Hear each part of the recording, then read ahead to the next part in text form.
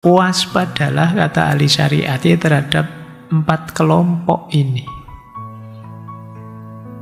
Inilah agen-agen yang menjadi pemicu krisis sosial dan krisis politik. Kayak ini ahli syariat loh ya yang bilang. Jadi ada 4 tipe pejabat dalam tanda petik yang bisa memicu krisis. Yang pertama tipe Fir'aun.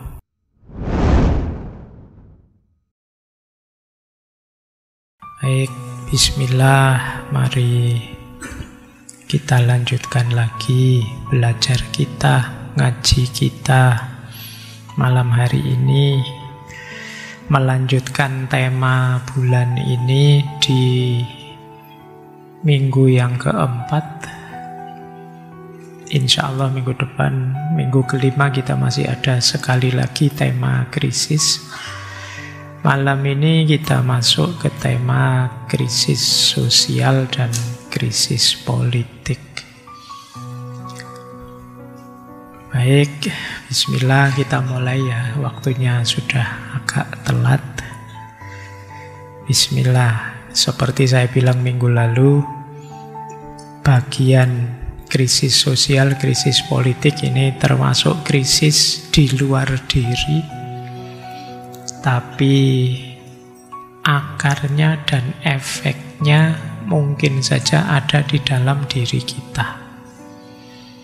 Ini satu dunia yang tidak terelakkan pasti kita hadapi, dunia sosial dan dunia politik.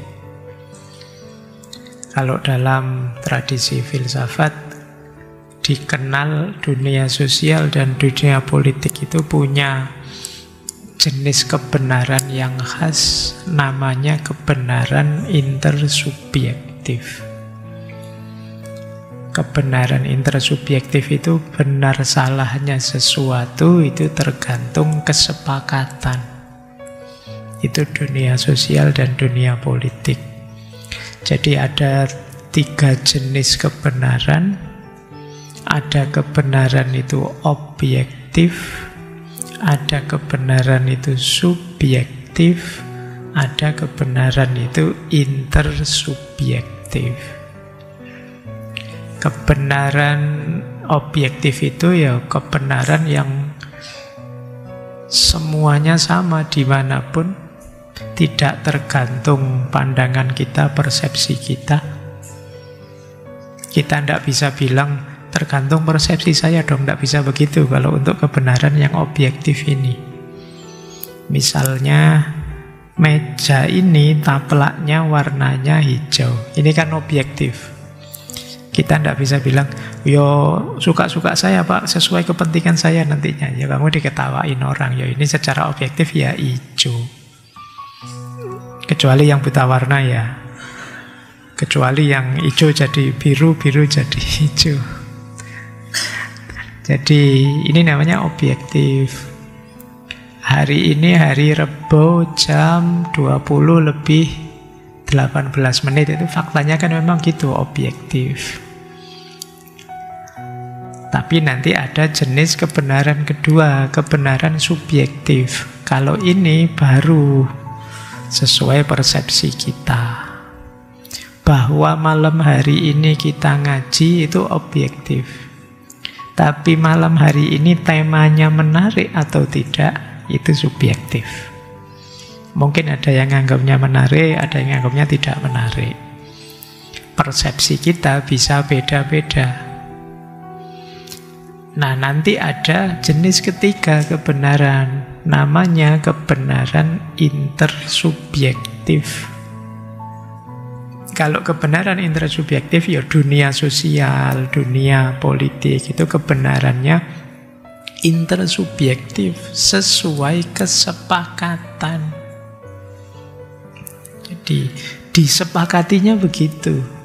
Nah, ini namanya intersubjektif. Misalnya ngaji filsafat itu disepakati setiap Rabu malam Kamis. Ini jenis kebenaran intersubjektif. Kenapa tidak subjektif, Pak? Ya karena ini kesepakatan kita. Kalian tidak bisa suka-suka kamu. Pokoknya saya mau ngaji Selasa malam saja. Terserah yang lain mau ngaji Rabu. Ya kamu tidak ikut ngaji akhirnya. Wong sudah disepakati Rabu malam. Ini yang disebut intersubjektif. Disepakati begitu. Baik. Nah, nanti jenis kebenaran ini tentu saja kadang-kadang ya ada kesepakatan yang tidak pas, yang keliru, manipulatif, dan lain sebagainya. Dari situ nanti timbul krisis-krisis. Baik, kita mulai ya tentang dunia kita bersama, dunia sosial dan politik. Saya awali dari teori ini. Jadi ini tadi saya ambil menarik, ada teori-teori tentang tipe-tipe masyarakat yang ternyata ya setiap tipe itu ada kelebihan, ada kekurangannya. Ada kelebihannya, ada resikonya. Ini nanti mungkin jadi akar dari berbagai krisis. Nanti kita pakai ya mengidentifikasi diri kita itu ada di mana. Nanti ada yang membagi masyarakat desa dan masyarakat kota. Jadi rural dan urban. Ya ada kurang ada lebihnya. Kalau masyarakat desa itu dikenal harmonis, solider, kuat memegangi budayanya, lingkungannya masih alami. Tapi juga ada kekurangannya. Misalnya perubahan berkembangnya lambat, inovasi tidak banyak, peluang ekonominya terbatas. Nah, itu desa.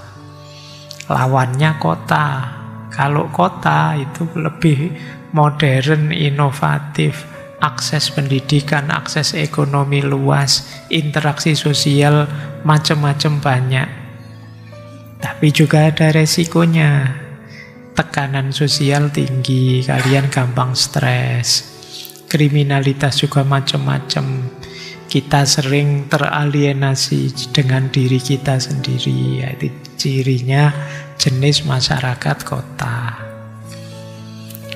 Saya tidak tahu kalian termasuk tipe masyarakat apa. Mungkin yang di Jogja sekarang mungkin banyak yang kota ya. Tapi pulang kampung nanti kamu kembali ke masyarakat desa. Atau kamu mau ngeritik, Pak, sekarang desa juga tidak sealami itu, Pak, misalnya. Tidak semurni itu, ya silakan saja. Tapi ada teori begini. Nanti ada teori lagi masyarakat tradisional dan masyarakat modern. Kalau masyarakat tradisional itu biasanya lebih religius, lebih setia, berkomitmen pada adat. Hidupnya sederhana, terarah. Meskipun nanti ada yang mengkritik, biasanya ya karena terlalu kuat memegangi tradisi, lambat perkembangannya, kurang rasional, lambat merespon tantangan zaman. Kebalikannya masyarakat modern, kalau modern lebih rasional, demokratis. Kemudian lebih efisien, produktif. Tapi ya kan banyak itu yang kritik modern, kehilangan spiritualitas, terlalu materialistik, krisis makna, dan lain sebagainya. Atau masyarakat kita hari ini tipe masyarakat teknologis, serba cepat, serba efisien, akses informasi tanpa batas, AI, gaya hidup yang serba praktis. Enak seperti kita rasakan hari ini, tapi ya ada efeknya. Ketergantungan pada teknologi, interaksi sosial yang mulai tidak manusiawi, disinformasi, privasi terancam, dehumanisasi banyak. Atau masyarakat kapitalis, produktivitas tinggi, inovasi ekonomi, kebebasan kompetisi. Tapi ada resikonya. Resikonya apa? Kesenjangan sosial, eksploitasi, manusia hanya dilihat sebagai komoditas. Atau kalian punya idealisme sendiri, ada banyak konsep komunal ideal. Al-Farabi menyebutnya ara'u ahlul Madinah al-Fadilah. Ada yang punya konsep khilafah, ada yang macam-macam, ada konsep-konsep ideal. Biasanya kalau ideal itu yang ditawarkan keadilan sosial yang tinggi, solider, etika kuat, spiritualitas kuat, secara materi cukup dan lain sebagainya, itu kan yang dipamerkan begitu. Kelebihannya di konsep. Tapi kemudian ada resikonya, banyak yang mengkritik konsep-konsep seperti ini terlalu idealistik. Ada yang menganggapnya agak utopian, sulit diterapkan apa adanya, karena dunia tidak semurni itu. Nah, ini untuk konsep-konsep ideal komunal. Jadi, ada positifnya, ada negatifnya. Apapun pola tipe masyarakat di mana kita hidup, memang ini kan karya manusia. Selalu ada kurangnya. Baik, ini paling tidak kita kenali dulu medan kita ya, arena kita. Kita ini desa apa kota, tradisional apa modern, teknologis apa kapitalis, apa kita hidup di masyarakat yang komunal ideal. Baik, ini wadahnya. Saya lanjutkan. Ini prosesnya. Saya pinjamkan teori. Ini sebenarnya dulu pernah kita bahas. Coba dicari ya, sesi ngaji filsafat yang tokohnya Louis Mumford. Beliau melihat masyarakat itu berkembang. Jadi kalau tadi kan seolah-olah ini kota, ini desa itu kan. Seolah-olah ini modern, ini tradisional, kategorinya kaku. Tapi kata Louis Mumford, bahkan peradaban manusia pun berkembang seperti makhluk hidup. Dari lahir sampai nanti mati. Apa kota-kota masyarakat bisa mati, Pak? Bisa. Dalam sejarah banyak peradaban yang musnah. Coba kita lihat teorinya Mumford ini, evolusi peradaban. Diawali ekopolis, berkembang jadi polis, semakin membesar jadi metropolis, tambah besar lagi jadi megapolis. Terus tiranopolis. Tiranopolis ini tidak ada hubungannya dengan T-Rex ya. Bukan kok tambah gede sak dinosaurus jadi tiranon. Nah, ini maksudnya sebenarnya ini mulai mundur. Karena jadi tiranik, tiran, despotik. Pemimpinnya mulai tiran. Dan pada akhirnya nekropolis. Nekropolis itu kotanya mati. Sudah. Coba kita lihat, sekarang kita ini ada di mana ya? Yang pertama ekopolis. Ekopolis itu manusianya masih hidup sederhana, selaras dengan alam. Kotanya masih kecil, teratur, menyatu dengan lingkungan. Kehidupan sosial, ekonomi, budaya masyarakatnya masih harmonis. Ini ekopolis, masih menyatu dengan alam. Berkembang, tambah modern. Lahir namanya polis. Jadi pusat kebudayaan, pendidikan mulai maju, politik berkembang, warganya berpartisipasi secara aktif. Kenal demokrasi, kenal humanisme, ini mulai. Biasanya dicontohkan Athena, Yunani itu. Yunani itu isinya polis-polis. Simbol orang menyebutnya dimulainya peradaban rasionalnya manusia. Itu era dari ekopolis jadi polis. Kalau ekopolis itu masih dekat dengan alam, polis ini manusia mulai menonjol dengan akal budinya. Tambah besar metropolis. Kita kenal ya istilah metropolitan. Kotanya tambah besar, aktivitasnya tambah banyak, ekonomi, perdagangan, industri meningkat. Modern sekarang metropolis itu, tapi dimulai dehumanisasi, mulai orang materialistik, mikir senangnya sendiri, nyari enak, itu metropolis. Mulai individualistiknya kelihatan. Metropolis berkembang, tambah besar melahirkan megapolis. Ini kalian akrabkan dengan istilah mega ya. Ini maksudnya besar. Maksudnya besar bukan. Megapolis itu kota yang sudah meraksasa. Kalau di Louis Mumford itu digambarkan seperti New York. Saya tidak tahu, mungkin beliau yang sudah melihat langsung seperti apa peri kehidupan di New York sana.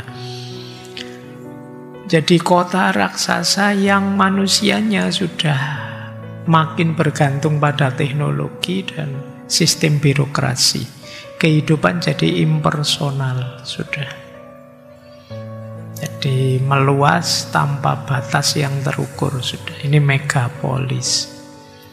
Kita sering menyebut dulu Jakarta itu metropolitan, Surabaya kota metropolitan. Nah ini tapi ada yang berkali lipat dari itu megapolitan.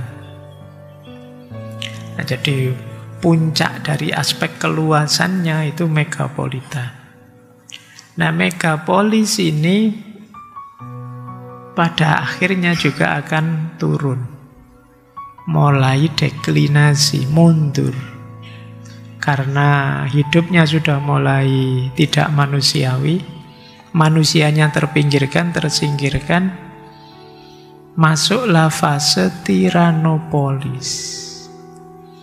Jadi kota ini dikuasai oleh tiran. Dikuasai oleh elit tertentu, kelompok tertentu, atau sistem tertentu yang mengekang kebebasan warganya karena khawatir kehilangan kenikmatannya, khawatir kehilangan kekuasaannya, khawatir kehilangan privilege-privilege-nya.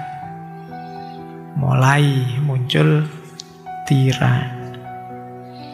Lama-lama penindasan yang berkelanjutan, kezaliman yang berlarut-larut memunculkan situasi terakhir nekropolis. Kotanya sekarang mati. Mati secara spiritual. Jadi mungkin secara materi kelihatan tambah canggih, tapi secara spiritual mati sudah. Nilai kemanusiaan mati, hubungan sosial membusuk. Jadi pada akhirnya ya dia jadi sampahnya peradaban. Jadi nanti ada banyak cerita-cerita kota itu yang justru jadi contoh jelek. Karena jahiliyahnya, karena angkara murka masyarakatnya. Dia sudah mengalami nekropolis. Sudah mati secara spiritual. Nah, coba ya, kita ada di mana sekarang? Ekopolis, atau polis, atau sudah metropolis, atau kita sedang kebingungan di megapolis, atau kita sedang stres karena tiranopolis, atau sebenarnya kita sudah mulai mati hati kita, mati pikiran kita mulai apatis, mulai tidak percaya apa-apa.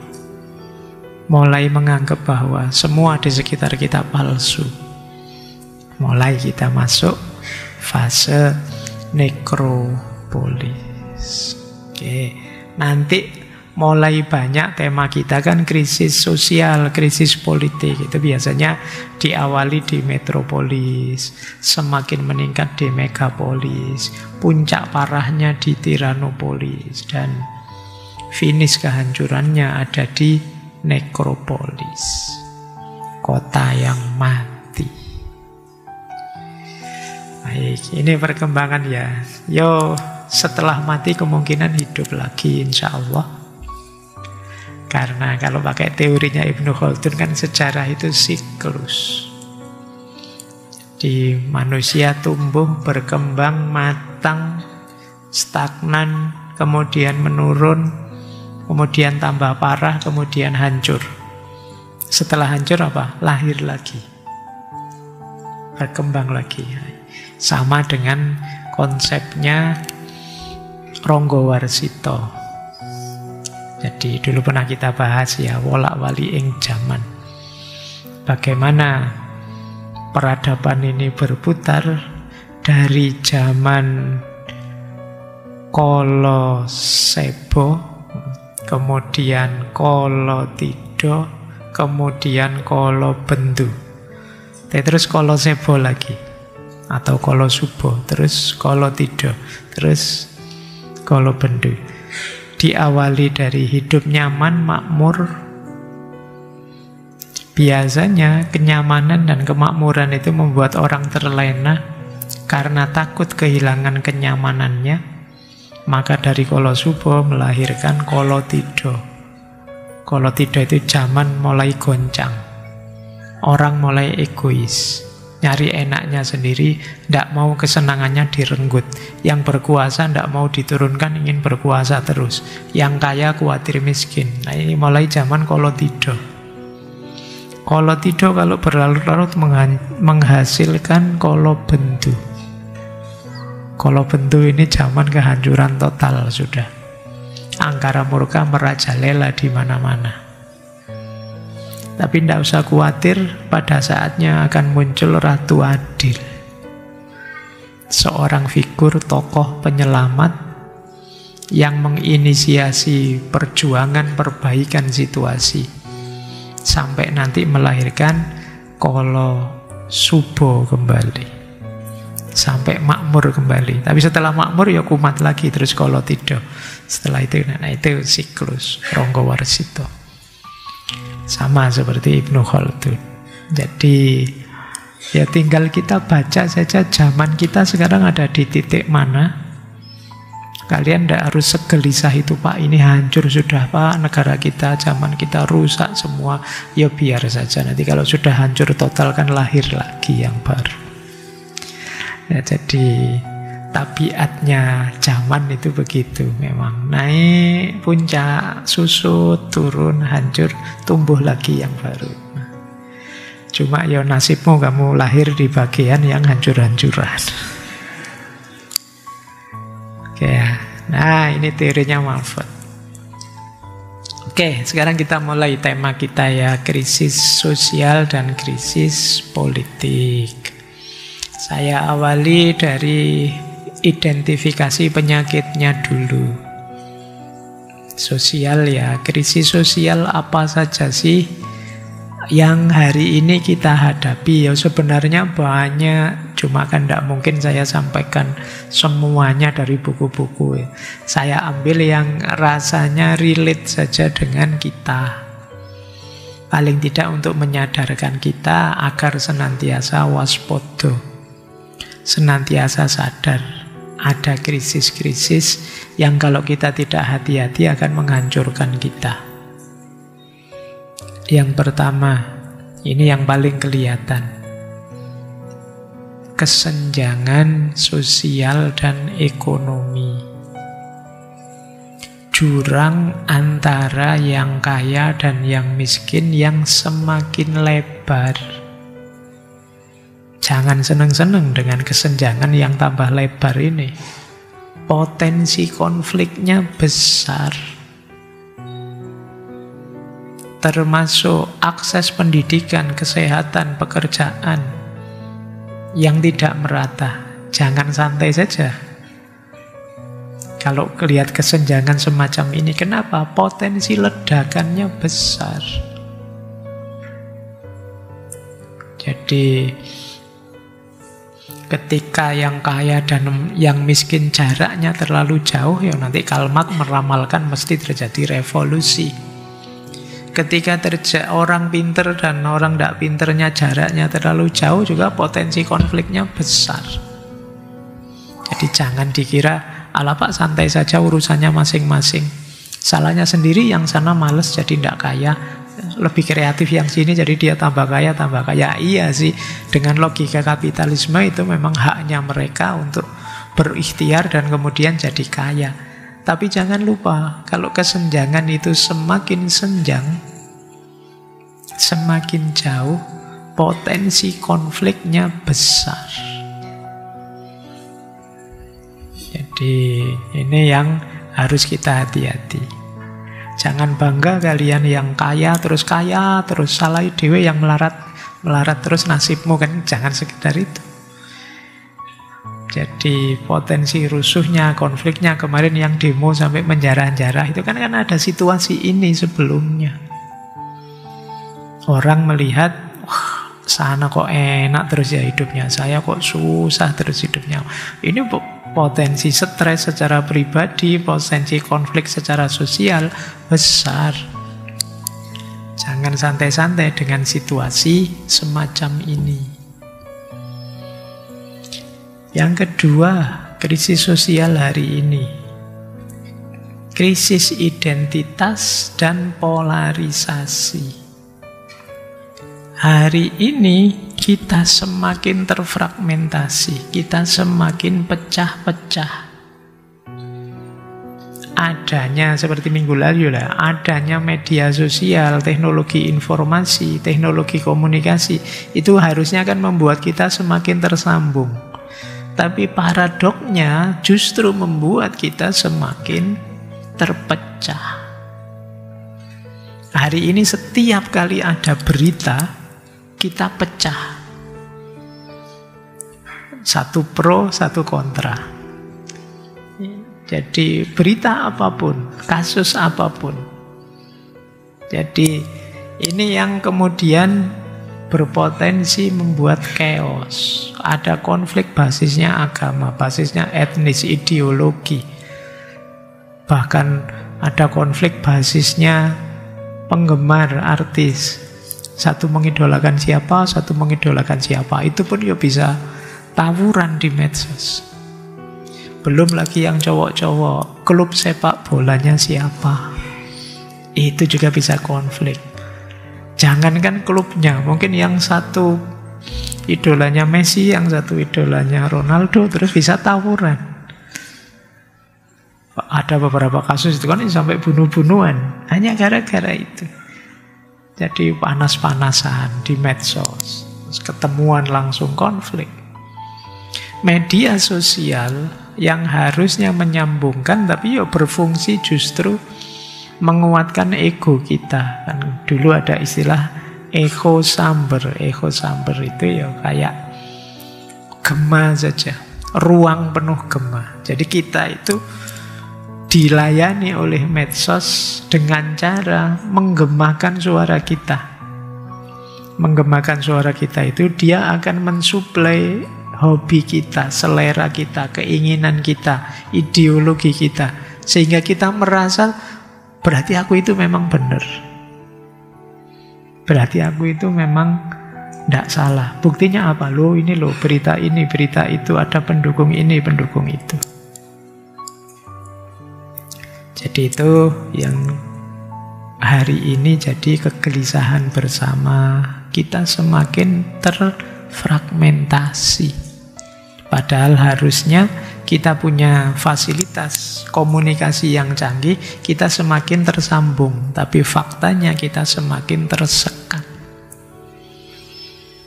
Kayak apalagi kemudian melahirkan intoleransi. Sekarang lebih ngeri lagi, ada cancel culture.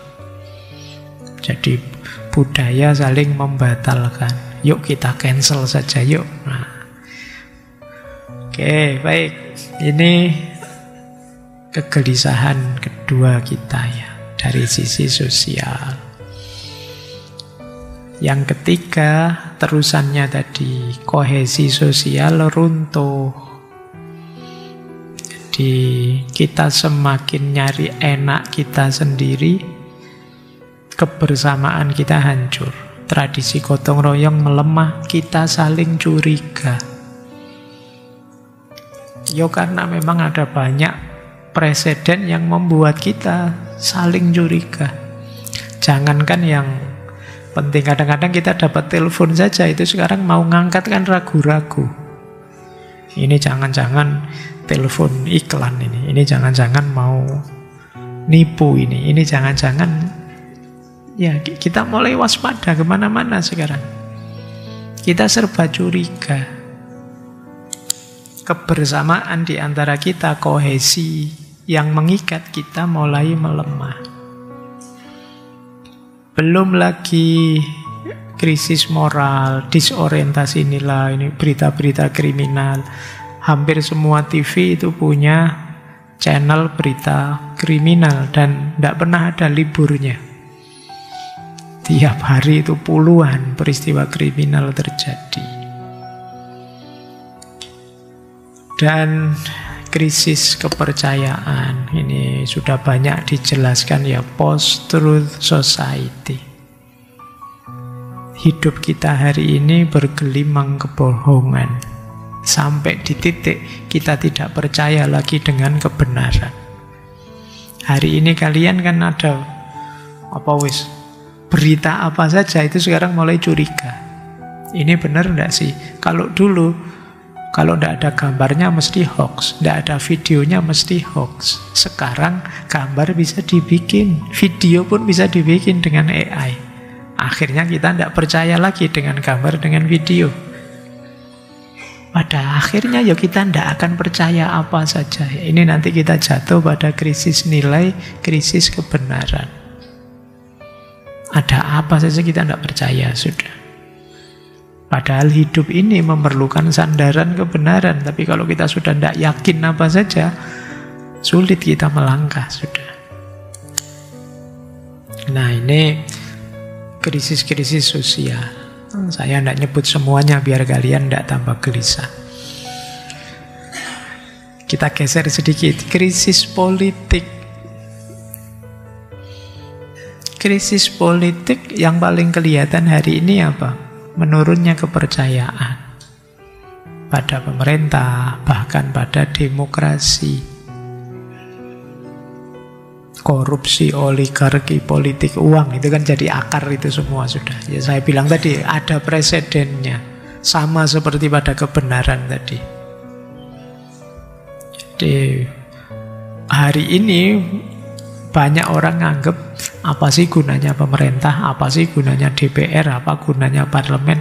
Mungkin banyak di antara kalian yang membunyikannya sebagai bikin ruwet saja, bikin susah saja. Karena mungkin ada presiden-presidennya.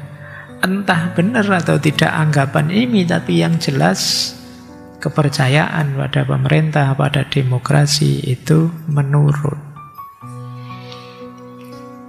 Kalau ada yang bilang bahwa DPR itu mewakili kita, loh, mewakili rakyat, loh, kalian paling senyum aja ya. Atau jangan-jangan ketawa. Kenapa? Kita mulai ragu-ragu sudah. Nah, itu problem besar. Ya tidak hanya di Indonesia sebenarnya. Di mana-mana. Situasi globalnya memang seperti ini. Kemudian yang kedua, terjadi polarisasi politik. Politik identitas menguat. Partai atau kelompok-kelompok tertentu itu biasanya memainkan ini. Agama, suku, ras untuk mobilisasi politik. Tadi di awal saya bilang, dunia sosial itu kebenarannya adalah kebenaran intersubjektif, kesepakatan. Kalau itu kesepakatan berarti logikanya kesepakatan dalam jumlah besar akan mengalahkan kesepakatan jumlah kecil. Itu nanti kan kita menyebutnya suara terbanyak akan menang. Dengan logika seperti ini ya partai-partai, orang yang nyalon itu yang dikejar suara.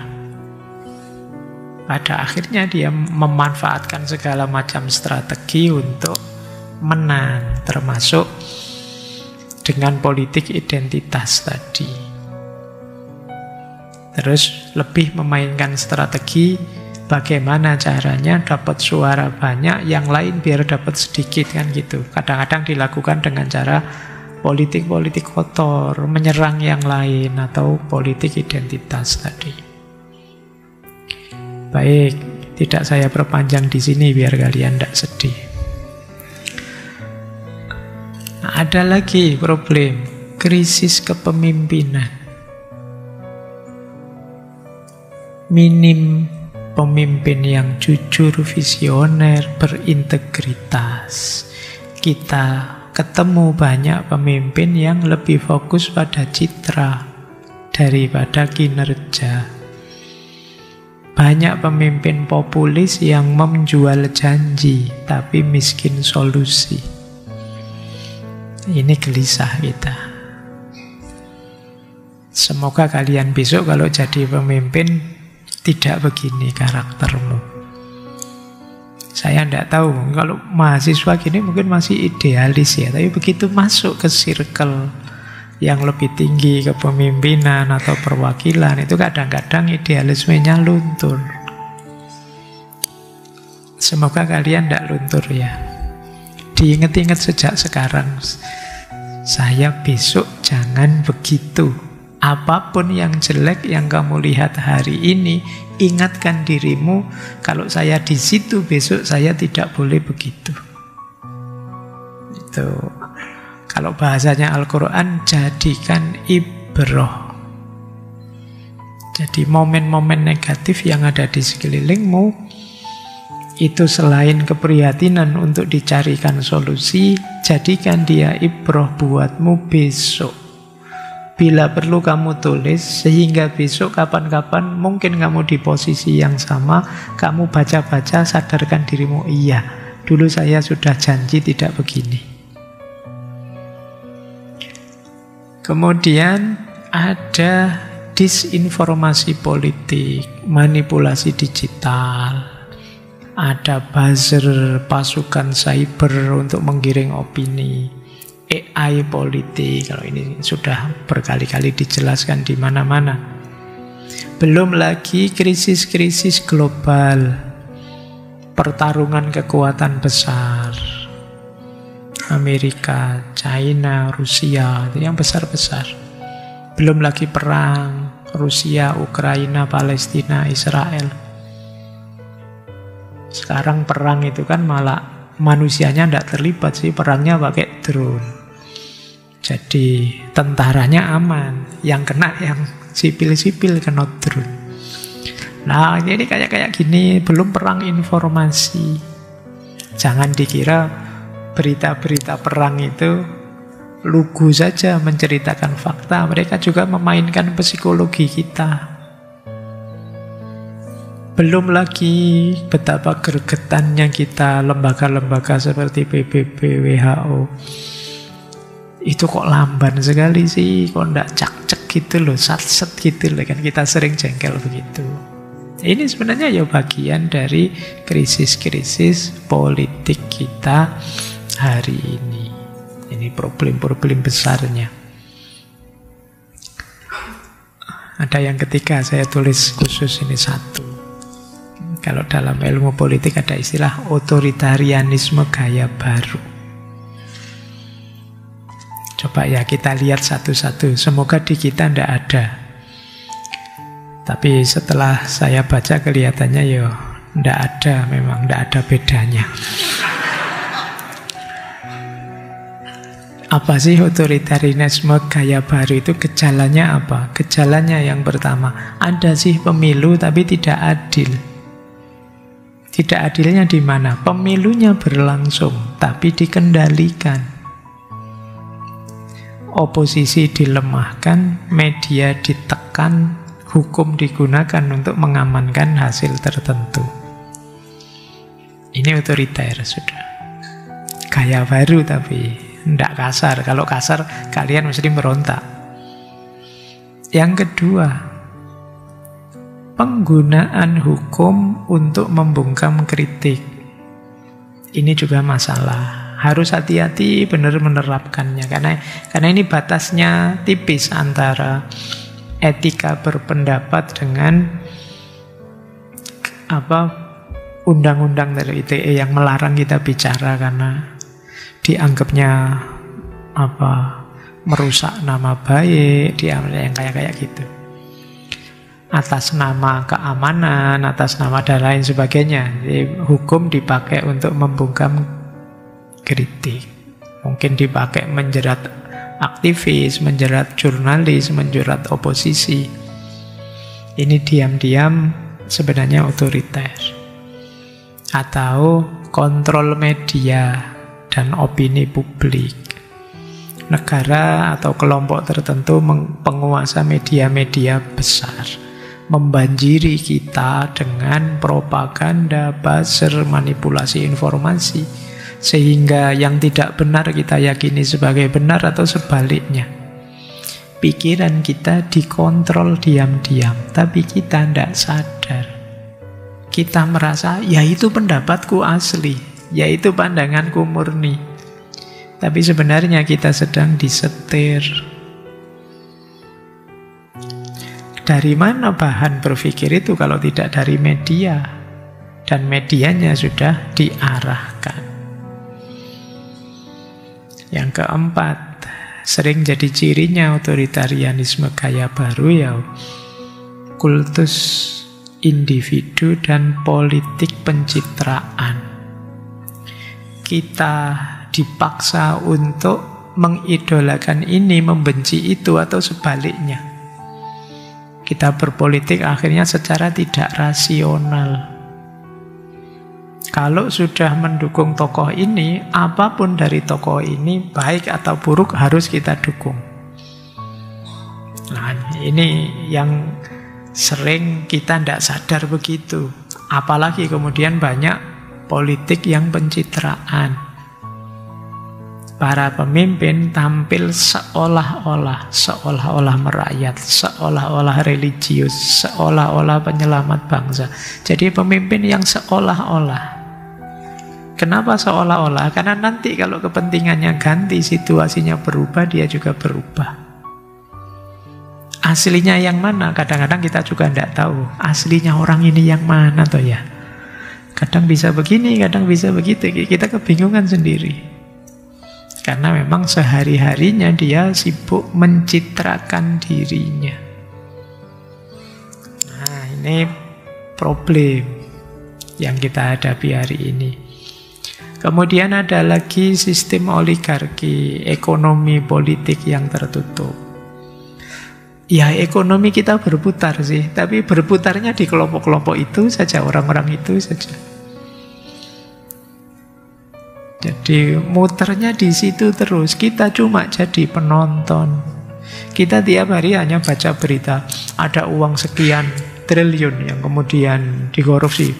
Kita geleng-geleng kepala. Tiap hari kita geleng-geleng kepala. Uang sebanyak itu, wow, kita gitu terus. Kita itu cuma penonton. Uang yang sudah ketemu tadi dibawa kemana kita juga tidak tahu. Muternya terus kemana lagi kita juga tidak tahu. Besok ada cerita lagi, terus kita kaget lagi, kita hanya penonton. Ya, kayak kemarin kan ada gambar uang sak kamar itu, kita baru kali ini saya lihat, itu pun lewat TV kan, lihatnya lewat layar.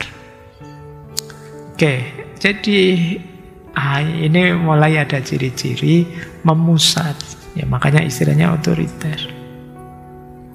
Kemudian ada ciri lagi, lembaga-lembaga penyangganya demokrasi pelan-pelan dilemahkan. Ya tentu saja untuk kepentingan. Parlemen, pengadilan, KPK, universitas bahkan dibajak fungsi kritisnya agar tunduk pada kekuasaan. Ini bagi saya problem-problem politik hari ini. Oke ya, kita seperti saya bilang tadi, insya Allah di kita ndak ada. Kamu yang bilang lo ya. Oke, saya lanjutkan biarlah sudah ndak di sini terus nanti kita panas. Kita lanjutkan yuk kita cari akarnya saja ya sekarang. Kenapa sih kok bisa sampai segitunya dunia sosial kita, dunia politik kita bermasalah? Ayo kita cek ya, di mana akarnya. Ini paling tidak seandainya sulit mencari solusi hari ini, jadi bekal untuk kalian biar besok tidak begitu. Ayo kita lihat. Yang pertama, krisis-krisis tadi akar utamanya terletak pada kesadaran diri. Jadi banyak orang yang tidak kenal dirinya. Siapa aku? Kelemahanku apa, kelebihanku apa, motivasiku apa, niatku apa. Aku jadi DPR itu loh, niatku apa? Aku ngotot jadi pejabat ini, pejabat itu, motivasiku apa? Ini mengenal diri. Kalau sudah bisa menjawab terus dinilai. Bener enggak sih aku niatnya begitu? Jangan-jangan diam-diam tujuannya ekonomi saja, nyari untung saja. Nah, ini pentingnya mengenali diri. Yang kedua, mengenali diri itu menyadari dampakku ke luar diri. Aku itu ada gunanya enggak sih bagi masyarakatku? Aku itu ada kontribusinya enggak sih pada lingkunganku? Orang itu kira-kira menganggapku positif apa negatif sih? Berapa banyak yang suka dan ada enggak sih yang tidak suka? Kenapa sih mereka tidak suka? Ini bagian dari pengenalan diri, self-awareness.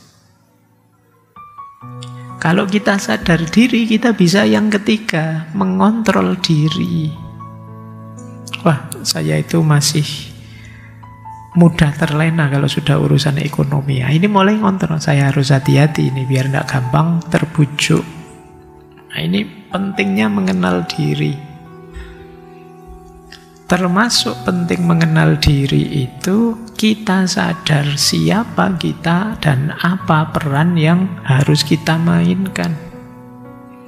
Oh, saya ini guru berarti harus ngajar yang baik. Saya ini mahasiswa berarti tugasku ya apa mahasiswa? Yo, kalau kalian bisa jawab berarti kalian sudah sadar. Kalau masih bingung, masih belum sadar. Jadi self-awareness, kesadaran dirimu. Ini nyambung dengan diulang lagi materi kemarin ya. Krisis identitas dan krisis eksistensial. Itu nyambung dengan ini, kesadaran diri. Kalau orang tidak sadar diri, dia tidak sadar kenapa kok saya mengejar kekuasaan, gunanya untuk apa? Untuk nama baik, namaku sudah baik. Untuk dapat kaya, sudah kaya. Untuk dapat reputasi, reputasiku sudah tinggi. Sekarang nyalon lagi, jangan-jangan malah jatuh. Nah, kenapa bisa sampai terjebak? Misalnya ingin jabat terus, jangan-jangan memang kita tidak sadar diri. Atau terus kita ingin kaya, tujuannya mengejar harta, tapi tidak tahu kapan berhentinya. Karena enak diteruskan saja, padahal itu negatif. Kita tidak tahu limitnya kapan kita harus berhenti. Dan ini masalah. Atau kita fanatik bela kelompok tertentu tanpa tahu ini kebenarannya seperti apa. Atau kita nuduh orang lain secara negatif tanpa sadar, tanpa tahu salahnya apa yang saya tuduh itu. Kenapa bisa begitu? Karena kita tidak sadar dengan diri kita. Berarti kita juga tidak sadar dengan apa saja yang kita lakukan. Ini akar sudah. Yang pejabat tidak sadar dengan makna dan nilai jabatannya. Yang wakil tidak sadar dengan nilai penting dari kewakilannya. Apa yang harus dilakukan sebagai wakil dan lain sebagainya. Pengabdiannya tidak pada yang diwakili mungkin, tapi pada yang lain. Ini namanya tidak sadar diri. Oke ya. Baik, ya untungnya saya pakai istilah tidak sadar diri. Coba kalau pakai istilah tidak tahu diri, mungkin kalian lebih sakit. Tapi ya kuncinya di sini. Keberhasilan kita di level apapun diawali dengan kesadaran diri. Oke, diingat-ingat ini. Ini untuk kita saja semuanya. Yang kedua, problem hari ini konsumerisme. Jadi yang ada di pikiran kita itu memiliki dan menikmati saja. Hari ini konsumerisme itu menggantikan agama, menggantikan moral, menggantikan kebersamaan sosial. Dulu kita hidup itu pegangannya ya agama, moral, kebersamaan. Tapi kita hari ini di ruang manapun pegangan kita adalah konsumsi. Kalau kata Erich Fromm, hari ini gaya hidup kita itu gaya having. Padahal gaya hidup yang ideal menurut beliau itu becoming. Gaya hidup having itu nilai diriku ditentukan oleh aku punya apa. Bukan becoming. Padahal becoming itu bagaimana aku berubah jadi lebih baik. Semakin aku bisa berubah jadi lebih baik, berarti aku meningkat. Tapi hari ini kita sering menilai diri kita dan juga menilai orang lain dari aku punya apa, dia punya apa. Wah, teman saya itu HP-nya terbaru terus loh. Sekarang sudah ke-17 yang dia beli gitu ya. Jadi dilihat itunya, mobilnya Masya Allah luar biasa. Ganti terus, di rumahnya itu ada cecer berapa puluh mobil. Dan kita takluk lihat orang seperti itu. Kita menilai orang dari yang dia miliki, karena menurut kita nilai diri itu terletak pada kepemilikan. Akhirnya kita juga mengejar ke sana. Pingin saya Pak punya koleksi mobil sebanyak itu. Pingin saya Pak punya rumah semewah itu. Kayak kalian lihat apa? Sekarang kan banyak itu kan channel-channel YouTube yang masuk dari rumah-rumah artis-artis, orang-orang kaya itu kan. Kalian lihatnya kan sambil ngiler itu kan. Kalau saya punya rumah kayak gitu, kalau saya punya kan itu. Terus kalian mendorong dirimu, semoga saya bisa sampai ke sana. Tapi dengan parameter materinya. Jadi identitas kita tidak dilihat dari karakter, akhlak atau kontribusi. Tapi apa yang kita pakai, mereknya apa, keluaran tahun berapa, kira-kira harganya berapa. Saya banyak teman itu yang jeli sekali kalau lihat orang pakai, wah itu tas kayak gitu itu 11 juta loh gitu. Kok ngerti ya? Saya enggak ngerti apa-apa. Orang-orang kok tahu apa-apa. Arloji kayak gitu. Itu. Jadi ini cara berpikir konsumtif. Terus kita ngukur apa saja dari situ. Akhirnya apa? Hubungan kita jadi dangkal. Bukan karena cinta, bukan karena persaudaraan, tapi karena kepentingan, status, penampilan, kepemilikan. Banyak di antara kita mungkin yang hari ini cara berpikirnya, Pak, asal ekonomi beres-beres kok Pak semuanya. Yang penting itu, ini khas mungkin ya kayak Karl Marx itu kan, yang ini bahwa struktur dasarnya tetap di ekonomi. Itu pun kalau kalian disebut, wah kamu Marxis ya, oh tidak, saya tidak setuju. Tapi cara mikirnya mirip begitu. Jadi pokoknya kuncinya di ekonomi. Meskipun kalau di Karl Marx itu lebih tinggi cara berpikirnya, karena dia melihat ada sistem yang menghisap, ada struktur yang tidak boleh diikuti ketika kemudian kelompok tertentu bisa menindasi yang lain. Tapi kita hari ini mungkin rela ditindas asal diberi banyak secara ekonomi. Nah, ini mental konsumeristik. Kita melihat apa saja dinilai dari apa yang kita miliki. Itulah nanti yang jadi sumber banyak krisis-krisis sosial dan politik. Konsumerisme membawa pada akar selanjutnya. Akhirnya cara berpikir kita jatuhnya ke sini. Nalar ekonomi, untung dan rugi. Apa saja yang kita lakukan, pertimbangan pertamanya untung dan rugi. Saya dapat apa? Kalau diminta melakukan ini atau itu, untung enggak saya? Kalau enggak untung, buat apa? Jadi apa saja yang kita lakukan, pertimbangan pikiran kita kemudian hanya keuntungan. Kita tidak mau rugi, inginnya untung saja. Terus nalar ini kita terapkan di semua aspek hidup kita. Sampai pendidikan, sampai agama, sampai apalagi di situ keluarga, persahabatan pun kita penuh perhitungan sekarang. Pendidikan, di situ saya kasih ilustrasi ya, Pak. Pendidikan itu hakikatnya sih tempat membentuk akhlak, tempat menanamkan ilmu. Tapi sekarang kalian persepsimu tentang pendidikan itu kan ijazah dan gelar untuk bisa cari kerja. Ekonomi. Kenapa kamu milih jurusan ini, jurusan itu, padahal bukan passionmu?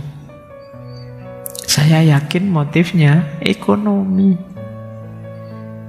Nalarnya nalar ekonomi. Pak, jurusan ini Pak, paling prospek Pak besok. Lowongan kerjanya paling banyak. Pikiranmu kan selalu ke sana, padahal apa ada jaminan? Ya udah ada sih Pak. Ya, tapi kan kamu merasa tetap lebih prospek. Ya mending kedokteran lah Pak dibandingkan filsafat misalnya.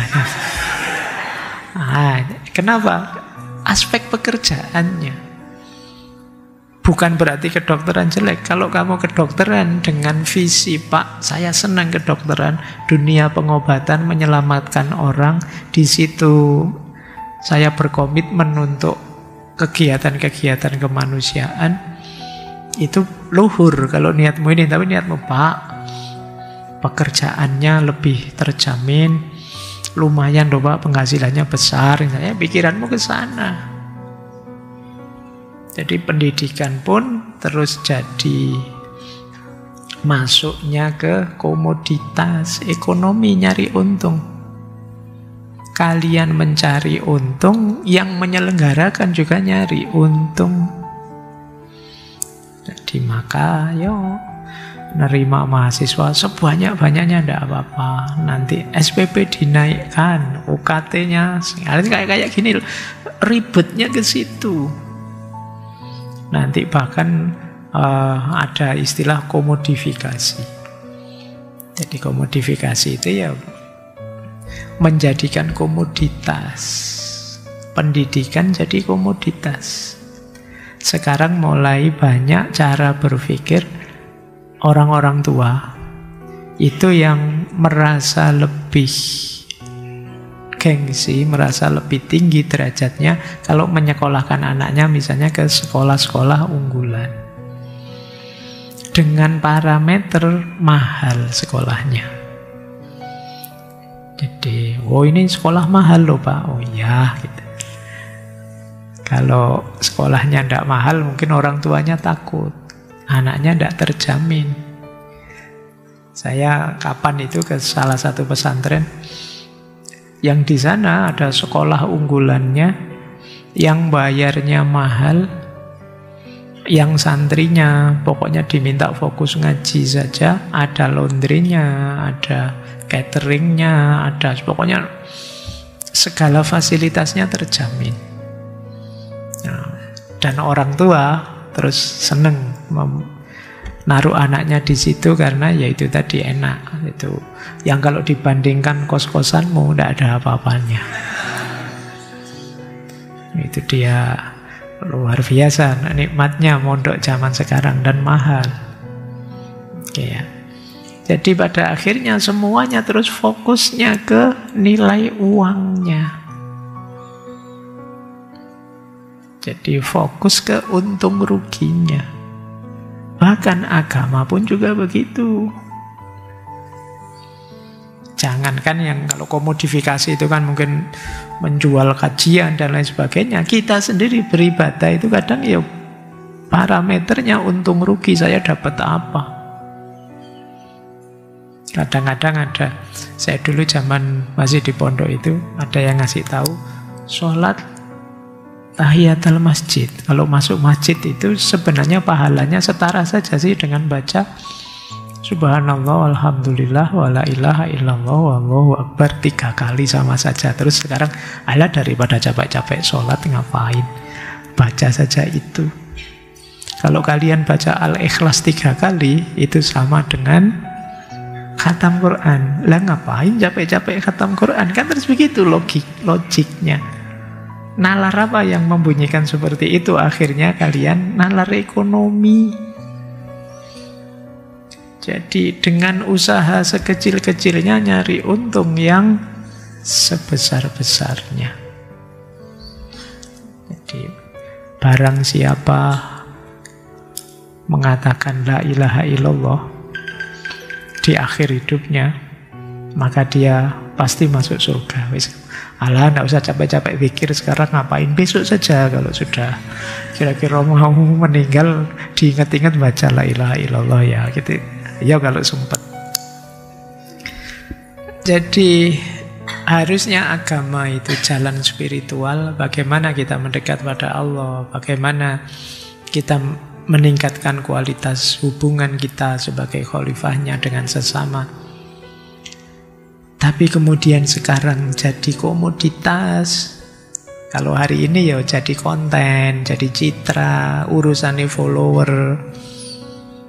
Gimana caranya kajian saya followernya banyak, nanti AdSense-nya juga besar. Nah, sekarang fokusnya ke situ semua. Nalarnya apa? Nalar ekonomi. Keluarga jangan-jangan juga begitu, persahabatan jangan-jangan juga begitu. Dalam relasi, semoga tidak ya. Tapi kadang-kadang kita juga begitu. Masuk aku sendiri yang capek begini begitu, kamu ndak. Mulai ini perhitungan. Jadi mulai ngitung-ngitung jasaku sudah berapa, kamu kok ndak berjasa sama sekali dalam persahabatan ini. Masuk aku terus yang neraktir, itu mulai sudah. Jadi perhitungan ekonomi, nalar untung rugi. Bayangkan kalau kemudian politik juga begini. Sosial juga begini. Nanti para pejabatnya, oh saya sudah habis banyak Nah, berarti besok harus kembali lebih banyak. Tidak ada yang mau rugi dong. Maksudnya mau rugi kan secara ekonomi nanti. Maka muncullah politik uang. Mungkin juga dari situ lahir korupsi dan lain sebagainya. Ini akar krisis yang ketiga. Akar krisis yang keempat, egoisme dan fanatisme. Ketika orang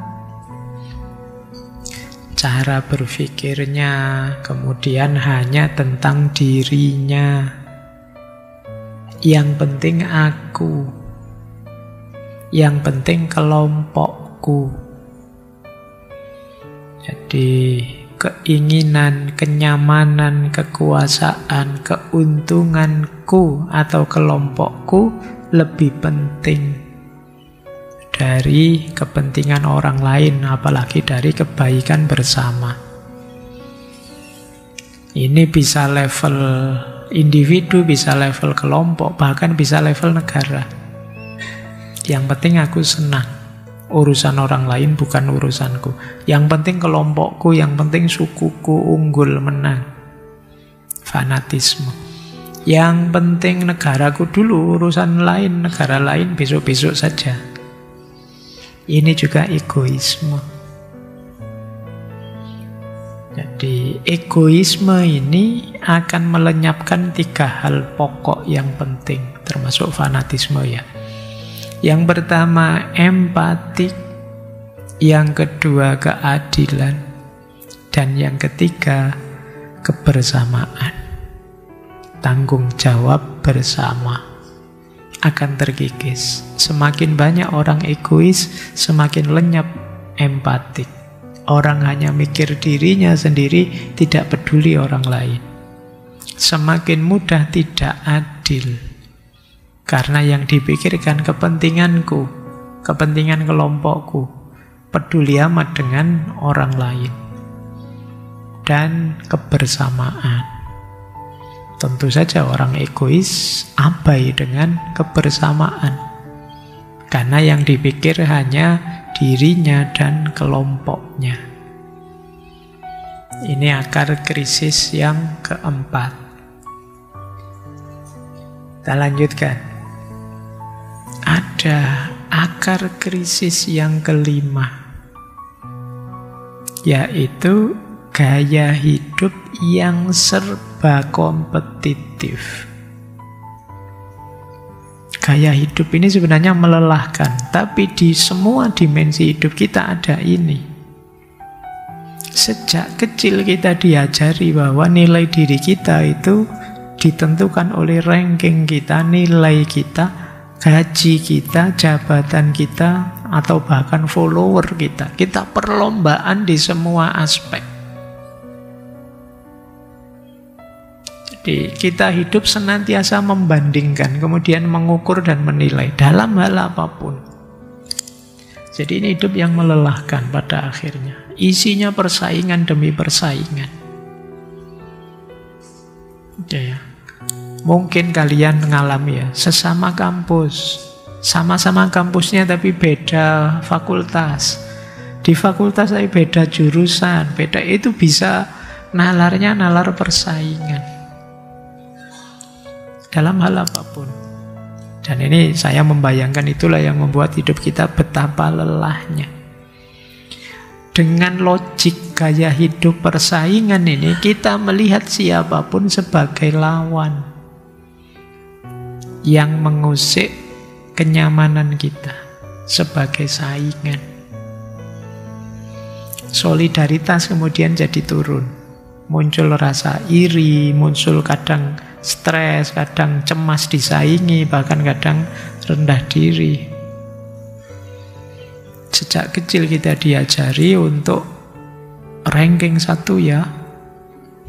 Nilainya harus paling bagus ya. Kalau sudah kerja gajinya yang paling tinggi ya, jabatan yang paling tinggi ya. Kalau tidak dapat kerjaan cuma main YouTube, followernya yang paling tinggi ya. Kita selalu dikejar-kejar itu. Sekedar hiburan pun kita ingin lebih unggul dari yang lain.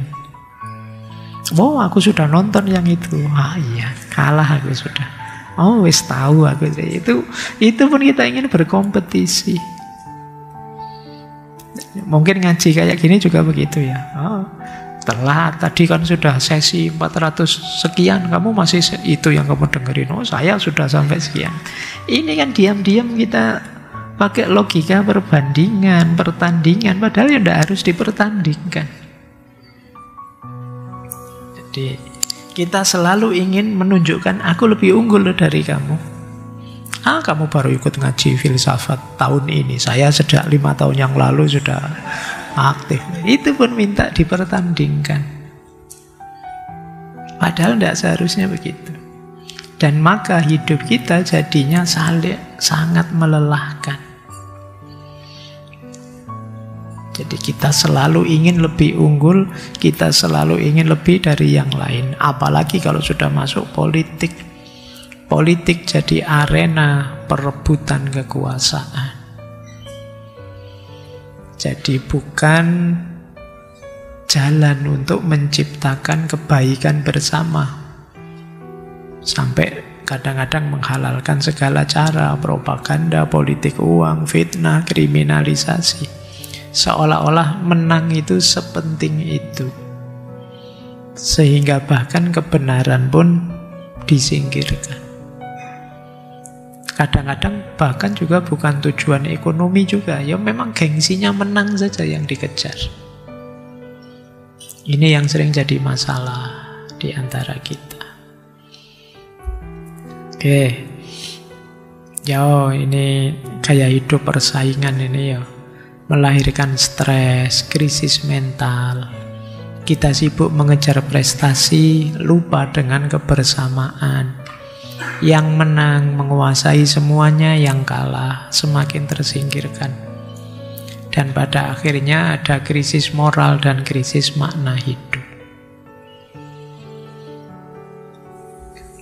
Ada satu quotes menarik tentang efek egoisme tadi ya.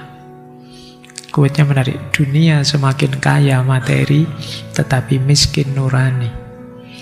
Informasi melimpah, tapi kebijaksanaan hilang. Teknologi maju, tapi kemanusiaan mundur. Banyak aku, tapi sedikit kita.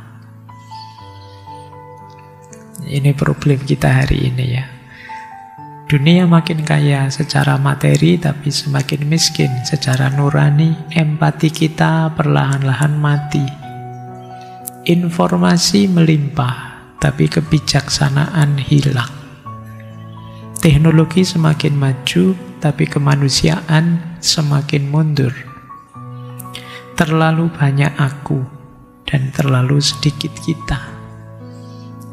Kita hanya mikir diri kita saja. Ini efeknya egoisme. Baik, saya lanjutkan. Kalau ini Mahatma Gandhi. Semoga kalian ingat dulu pernah kita bahas ini kalau tidak salah di Humanistic Technology. Ini istilahnya Gandhi, 7 social sins. 7 dosa sosial. Kalau kalian ada di salah satu ini, kalian berdosa. Nah, apa 7 dosa sosial itu? Kekayaan tanpa kerja, wealth without work. Kapanpun kalian ingin kaya boleh saja, tapi kalau kalian enaknya gimana ya, kaya tapi tidak kerja, itu alamat kalian akan jatuh pada dosa nanti mesti.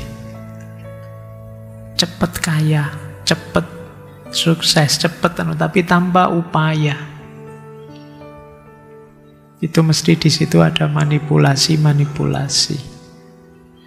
Kalian juga kan kadang sering ketipu gara-gara yang pertama ini, kaya tanpa kerja. Terus kamu diprospek, kamu terus dirayu untuk ikut ini gitu. Tenang saja, nanti berkali lipat loh, bulan depan bisa dapat 50%-nya. Terus kamu tertipu. Kenapa? Ya salahmu sendiri. Kamu ingin kaya tanpa kerja. Yang kedua, pleasure without conscience. Ingin senang tapi tanpa kesadaran. Tanpa ngerti batas dirimu. Tanpa kenal siapa kamu. Kesenanganmu kemudian jadi offset. Nabrak norma, nabrak tatanan. Boleh kok orang pingin senang sebagaimana tadi boleh orang pingin kaya, tapi tetap dalam kesadaran.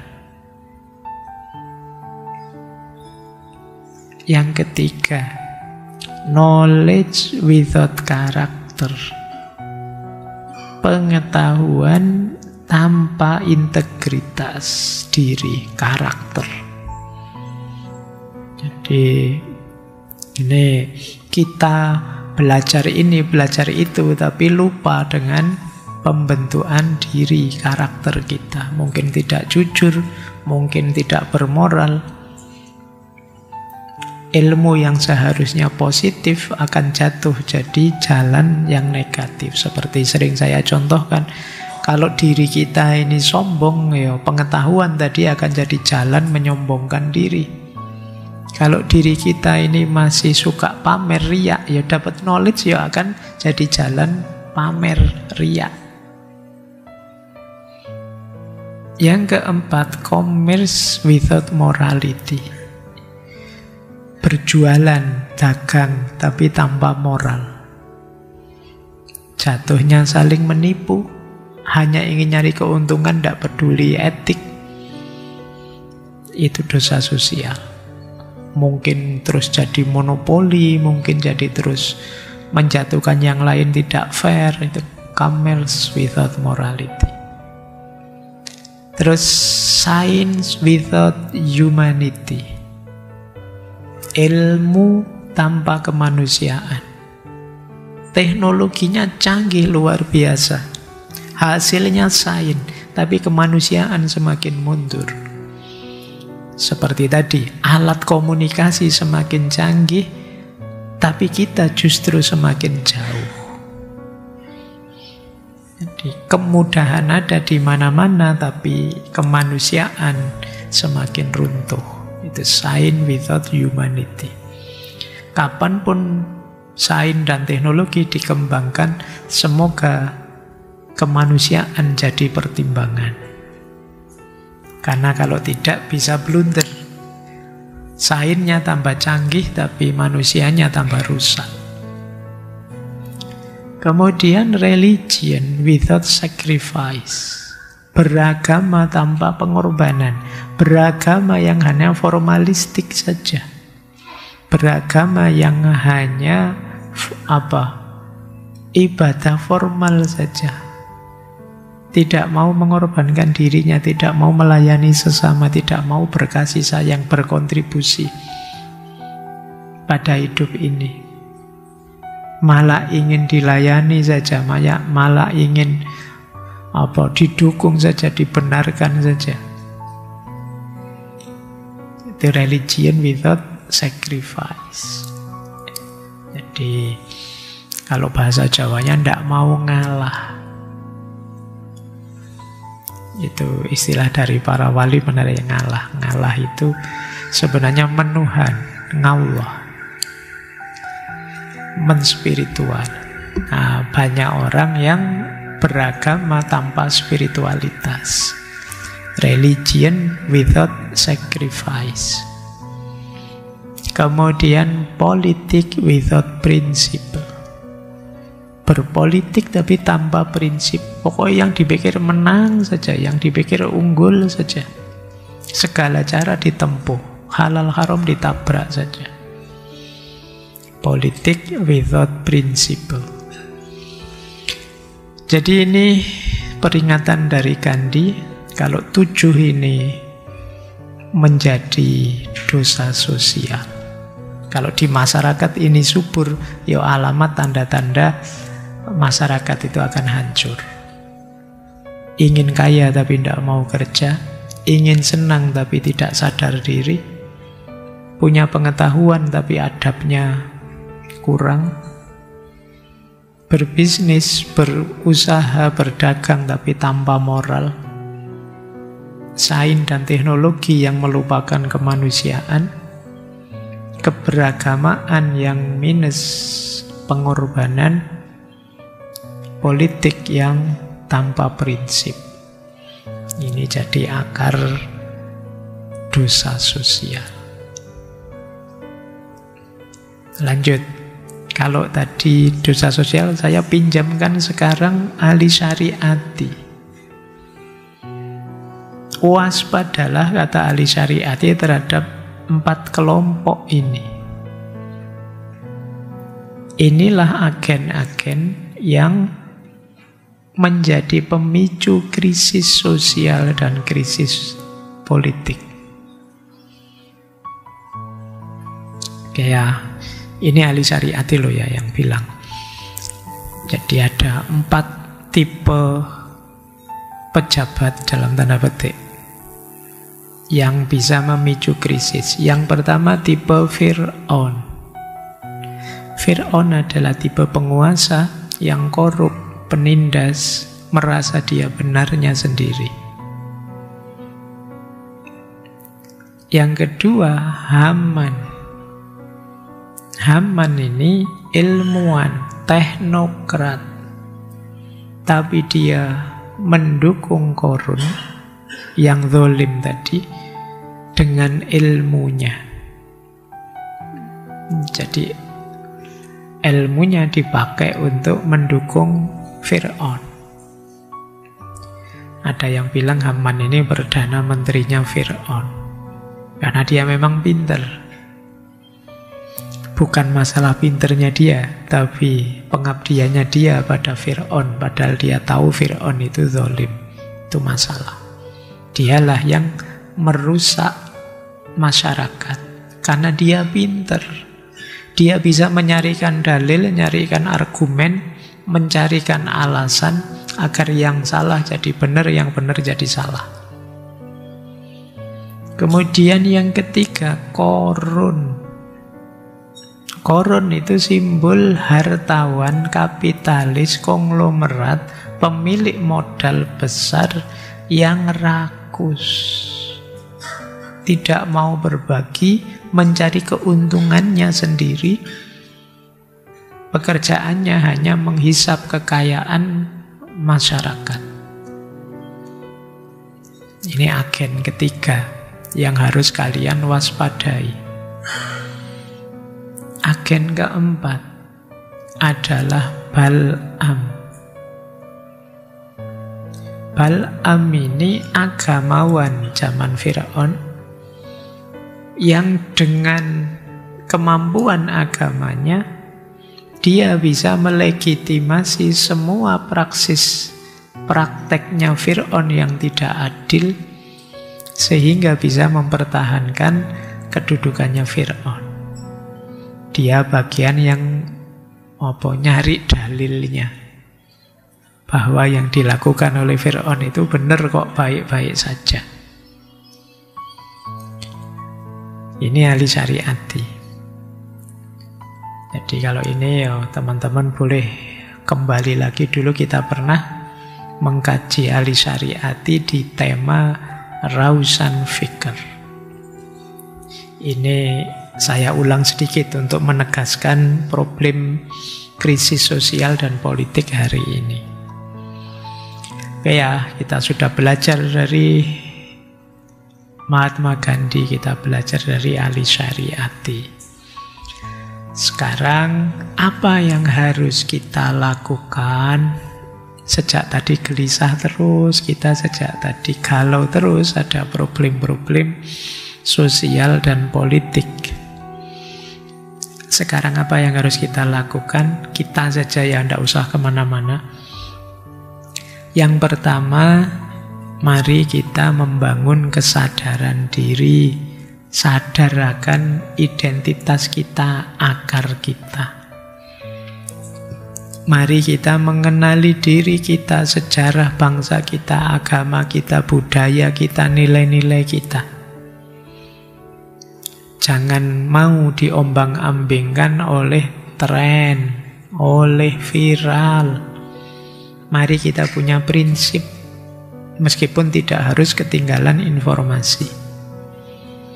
Karena tanpa kesadaran diri, kita tidak tahu siapa kita, apa yang harus kita lakukan, kemana kita harus menuju. Ini di hampir semua tema, kesadaran diri ini penting. Yang kedua, critical thinking. Latihanlah berpikir kritis. Hari ini teman-teman harus mampu memilah ini opini, ini fakta. Ini komentarnya orang, ini kenyataannya. Ini pendapatnya orang ini. Kalau ini fenomenanya, ini bagi saya penting hari ini. Kadang-kadang komentarnya orang kita anggap kenyataannya, faktanya. Tidak, kalau itu komentarnya orang bisa saja cocok untuk kita, bisa juga tidak cocok. Untuk ini menurut saya diperlukan kemampuan kritis, critical thinking. Jangan mudah terjebak propaganda. Apapun jenis propagandanya, politik bahkan agama. Sering-sering bertanya, kalau kalian dapat informasi apapun, coba tanyakan, ini yang ngomong siapa, kepentingannya apa, datanya mana, argumen yang dia pakai apa. Coba kita sering-sering tanyakan ini. Karena sekarang seperti saya bilang tadi, kita sulit membedakan kebenaran dengan kepalsuan. Karena kepalsuan sekarang tambah canggih. Jadi orang menyebutnya seperti dulu pernah kita bahas yang Brodiat. Dia bilang sekarang itu eranya hyperreality. Jadi realitas sekarang sudah hyper, sudah yang disebut realitas itu bukan kenyataan yang ada, tapi bisa juga kenyataan yang dibuat secara sengaja untuk kepentingan tertentu. Nah, ini yang kedua ya, yang penting. Jadi kita harus melek informasi, kita harus kritis biar tidak terjebak oleh hoax. Yang ketiga, apa yang harus kita lakukan? Kita harus memupuk daya empatik. Karena di situ kunci kemanusiaan kita. Kita harus tetap peduli, tapi jangan mudah terprovokasi. Kalian boleh marah pada ketidakadilan, tapi jangan sampai kalian jadi alat oleh para politisi. Perbanyak dialog, saling memahami, bukan menebar kebencian kemana-mana. Bedakan antara aktivisme yang sehat dengan kemarahan yang impulsif, yang tidak terkendali di media sosial ini. Ini untuk menjaga kemanusiaan kita. Yang keempat, penting bagi kalian kuasai ilmu, teknologi, dan keterampilan. Ini akan membuatmu lebih safe. Perbanyak skill. Mungkin kalau hari ini ya kalian perlu skill yang berhubungan dengan data, dengan AI, ekonomi digital, komunikasi, kolaborasi, dan lain sebagainya. Kalian perbanyak itu. Kalau kata Tan Malaka kan ilmu dan logika itu senjata yang paling efektif melawan penindasan. Karena kalau kalian sudah logikamu jalan, ilmumu memadai, bahkan orang tidak akan bisa menindasmu, menipumu, dan lain sebagainya. Maka yang keempat, kuasai ilmu, teknologi, dan keterampilan hidup. Yang kelima, pertahankan moral, empati, dan spiritualitas. Ini salah satu pilar yang menegaskan kemanusiaanmu. Dunia hari ini mungkin orang menyebutnya kering dari makna. Maka kita yang harus menjaga spiritualitas. Kita harus menjaga empatik, akhlak, kesederhanaan. Seperti yang dipesankan oleh tokoh-tokoh kita, Ki Hajar, Hamka, dan lain sebagainya. Kemudian penting juga kita ayo terlibat langsung di lapangan, tidak hanya komentar dari kamar. Mari kita yuk buat circle kecil-kecilan untuk melakukan perubahan-perubahan sosial. Mungkin di sekolah, di kampus, atau online. Mari melakukan aksi nyata, mungkin jenisnya pendidikan atau aksi lingkungan atau literasi, KUMKM lah. Ayo kita perbanyak ini. Jadi mari kita tunjukkan bahkan tanpa politik dan para politisi praktis, kita bisa memberi banyak kontribusi. Dan penting yang terakhir, kita mandiri secara ekonomi. Kita fokus ke sini. Kalau sudah mandiri secara ekonomi itu lebih aman. Jangan nunggu saja, tapi ayo aktif untuk mandiri secara ekonomi. Kadang-kadang kita jadi mudah dijajah, mudah dikendalikan, mudah diarahkan ketika kita tergantung secara ekonomi. Keberhasilan kita di antara kuncinya ya mandiri secara ekonomi. Baik, ada berapa tadi yang harus kita lakukan? Sadar diri, mampu berpikir kritis, tetap peduli, jangan mudah terprovokasi, kuasai ilmu, teknologi, keterampilan hidup, pertahankan moral, empati, dan spiritualitas, terlibat secara konkret di lapangan dengan komunitas, tidak hanya di kamar dengan komentar-komentar, dan mandirilah secara ekonomi. Ini bagi saya jalan yang membuat kalian aman di tengah krisis-krisis sosial dan politik yang tadi menggelisahkanmu. Dengan cara itulah kalian bisa ke sini. Jadi krisis akan jadi peluang bagi kita untuk bangkit dan berkembang, melampaui diri kita sendiri. Jadi jangan alergi dengan krisis, karena dari krisis itulah kita banyak belajar, kita kemudian jadi berkembang, kita jadi meningkat. Maka tadi saya sarankan 7 hal tadi dalam rangka agar krisis-krisis menjadi jalan kita untuk bangkit dan berkembang. Pak, itu kan panjang Pak, sulit Pak. Iya, ya pelan-pelan. Tapi kan krisisnya sudah sekarang Pak. Kok berat? Ya enggak apa-apa. Kalian berubah, meskipun krisisnya banyak, ya dinikmati saja. Saya ada kalimat menarik dari Robert Orben. Robert Orben ini penulis dan komika kalau bahasamu hari ini ya. Dia punya kalimat menarik.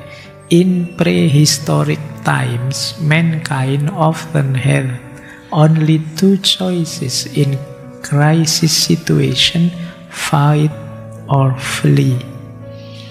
Jadi di masa lalu, manusia itu sering hanya punya 2 pilihan menghadapi situasi krisis, yaitu melawan atau lari. Tapi in modern times, di era modern ini, humor menawarkan kita alternatif ketiga. Jadi sekarang ada alternatif lagi. Kamu melawan atau lari atau tertawa saja. Nah, jadi tertawa saja itu maksudnya yuk kita nikmati saja. Ya memang hidup ini tidak akan pernah sih bersih dari krisis. Jadi, Pak, saya ingin melawan Pak, tapi gimana saya bisa melawan Pak? Situasi saya masih seperti ini. Tapi kalau lari kok rasanya, masa sepengecut itu kita lari, lah terus gimana? Ketawa saja. Jadi kata Robert Orben, ketawakan saja. Paling tidak, selama kita masih bisa ketawa, berarti kita masih bisa menikmati hidup ini dan masih siap untuk menjalaninya, berjuang menuju ke yang lebih baik. Jadi ayo kita perhatikan dirimu ya. Ini sebenarnya kelihatannya guyon, tapi coba kamu cek dirimu. Kalian masih bisa ketawa enggak sehari-hari? Kalau masih bisa, aman. Oke ya. Oke, tapi kalau kalian merasa sudah tidak bisa tertawa lagi, mulai harus hati-hati cari teman ya, teman ngobrol lah. Saya khawatir kalau sudah. Jadi teman curhat, teman ngobrol, sampaikan semua kegelisahanmu. Coba kamu cek hari ini saya sudah ketawa apa belum? Terus saya masih bisa ketawa atau tidak? Kalau ketemunya saya sudah tidak ketawa berhari-hari, berminggu-minggu, apalagi berbulan-bulan, cepat-cepat kalian nyari teman untuk ngobrol, untuk curhat, untuk berkeluh kesah, silahkan. Hidupmu mungkin terlalu tegang, atau ada banyak masalah yang kalian sulit nyari solusinya, tapi ya seperti itulah hidup. Maka pastikan kalian masih bisa tertawa. Asal jangan sendirian di kamar, tidak ada alasan apa-apa ketawa-ketawa. Itu lebih bahaya lagi. Tapi ketawa yang normal saja, memang ada yang ditertawakan. Oke, jadi fight, flee, or laugh. Lawan kalau kamu sanggup, lari kalau memang tidak mampu, atau tertawa saja kalau kamu sedang bingung. Karena kadang-kadang situasinya tidak semudah teorinya. Yo enak sih saya ngomong sejak tadi lancar kayak urusannya gampang, tapi di lapangan tidak akan sesimpel itu. Maka pinter-pinter kalian belajar terus dari pengalamanmu, sehingga hidup ini tidak terlalu menekanmu, tidak terlalu menyusahkanmu. Kuncinya 3 hal ini. Have faith, never lose hope, maintain composure. Yakinlah, percayalah, jangan kehilangan harapan, tetaplah tenang. Ini akan jadi kunci. Kemarin ada banyak sekali krisis, mungkin PR kita banyak untuk menyelesaikannya satu-satu. Selangkah demi selangkah, tidak masalah. Tapi yakinlah. Kemudian jangan pernah kehilangan harapan. Harapan selalu ada. Apalagi kita orang beragama. Tidak ada yang tidak mungkin bagi Allah. Tidak ada yang tidak mungkin kalau Allah sudah menghendaki. Jadi jangan sama sekali kehilangan harapan. Jangan pernah merasa, Pak, negara kita ini kelihatannya sudah parah, Pak, paling hancur, sudah tidak ada harapan lagi. Sudah tidak. Harapan akan selalu ada. Never lose hope. Dan tetaplah tenang, maintain composure. Jangan sepanik itu, jangan segalau itu. Karena kalau kamu sepanik itu, segalau itu, jangan-jangan panikmu dan galaumu nanti melahirkan masalah sendiri. Pastikan dirimu bukan bagian dari masalah. Jadi itu bagi saya yang penting itu ya. Kalian kalau bisa ya bagian dari solusi. Tapi kalau tidak bisa ya paling tidak jangan jadi bagian dari masalah. Apalagi jadi tukang bikin masalah. Nah itu kalau bahasa Inggrisnya, pastikan kalian bukan part of the problem. Semoga kalian adalah problem solver. Dan jangan sampai kalian jadi troublemaker. Jadi di situ nanti kita akan menemukan nilai diri kita, nilai hidup kita. Baik, saya kira itu ya teman-teman untuk malam hari ini, materi krisis sosial dan krisis politik. Ya mungkin isinya banyak sekali keluh kesah, kegelisahan, tapi seperti slide yang terakhir ini, tetap have faith, never lose hope, dan maintain composure. Tetap percaya, yakin, jangan kehilangan harapan, dan tetap tenang. Insya Allah kita lanjutkan minggu depan di sesi terakhir tentang krisis lingkungan.